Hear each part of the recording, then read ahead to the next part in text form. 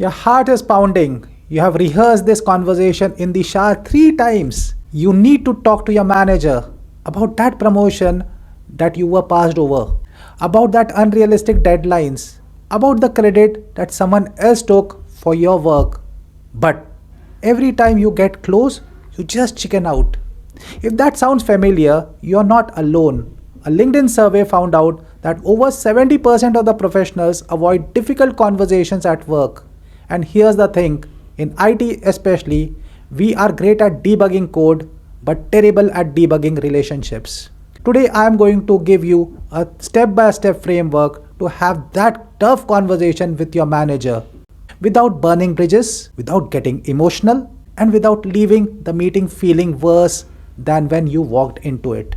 So stick around till the end because what I am going to share are the 3 exact phrases that diffuse tension instantly. I have tested these in over a decade of tech leadership. So before we get into the how, let's talk about what happens when you don't have these conversations. I will tell you a quick story. Early in my career, I had a manager who kept assigning me boring work, documentation kind of stuff that no one else wanted to do.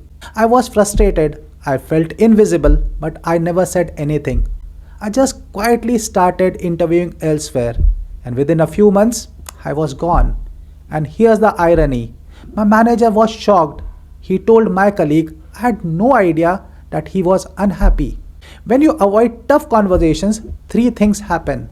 First, resentment builds silently and poisons your performance. Second, your manager assumes everything is fine and makes decisions based on that assumption. Third, you leave either mentally or physically and both parties lose. So if nothing else, think of this conversation as an investment in your career, not as a risk to it. So here's the 5-step framework. Step 1. Get clear on your outcome before the meeting.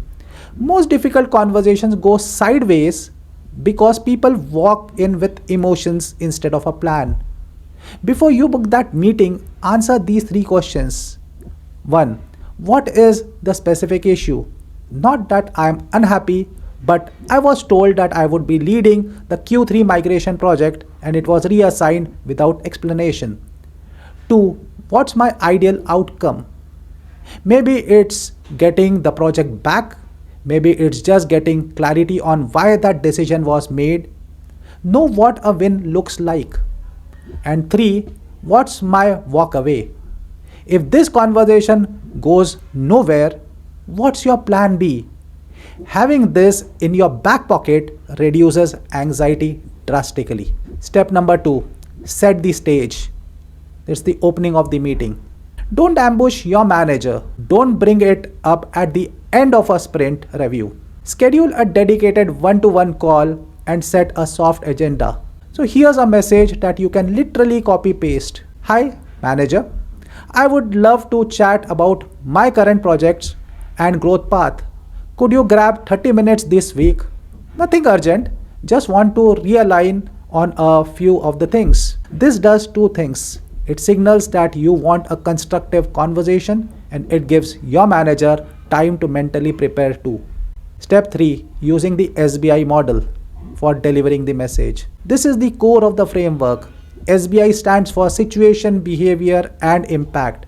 It's widely used in executive coaching and it's incredibly effective because it keeps the conversation factual, not emotional. Here's how it works. The situation. In last Tuesday's team meeting, behavior. The Q2 migration project was reassigned to Raj without any prior discussion with me. Impact. This made me feel overlooked and I am unclear on what this signals about my role going forward. Notice what I did not say.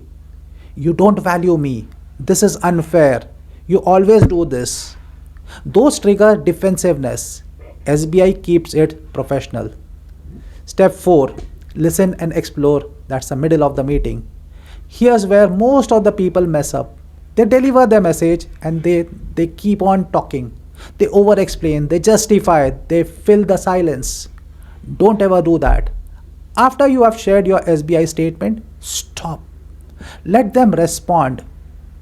Your manager may have context that you don't have. Maybe there was a client request, maybe there's a reorg happening, maybe they genuinely didn't realize the impact. Use one of these three phases to keep the conversation moving. I would love to hear your perspective on this. Can you help me understand the thinking behind the decision? What do you think would be a fair way forward? These three phases show respect, invite dialogue, and position you as a problem solver, not as a complainer. And step number 5, agree on next steps, closing of the meeting. Never leave a difficult conversation without a clear next steps. Even if you did not get everything that you wanted, document what was agreed upon. Say something like, "Thanks for hearing me out. Just to make sure that we are aligned, you mentioned that you'd loop me in for the next project, and we will revisit my growth plan in our next one-to-one. I will send you a quick summary over email so we are both on the same page." That follow-up mail is crucial. It creates a written record and it shows professionalism. This alone can change how your manager perceives you. Here are 3 mistakes that you need to avoid. Mistake number 1, making it personal. Don't say "you never" or "you always." Reframe it around the situation and its impact on the work and the team. Mistake number 2, venting instead of negotiating. If your goal is just to vent, call a friend. The meeting with your manager should have a clear ask. What do you want to change? And mistake number 3, waiting too long. The longer you wait, the bigger the issue becomes in your head. A small misunderstanding in week number 1 becomes a trust issue by month 3. So address the things early. So let's do a quick recap. The 5-step framework. Step 1, get clear on your outcome before the meeting. Step 2, set the stage with a calm professional meeting request. Step 3, use the SBI model to deliver your message. Step 4, listen, explore, and use the 3 magic phrases. And step 5, agree on next steps and follow up in writing. Now here's my challenge to you. Think of one conversation you have been putting off. Drop it in the comments. Not the details, just the topic. And commit to having it this week. I will be in the comments cheering you on.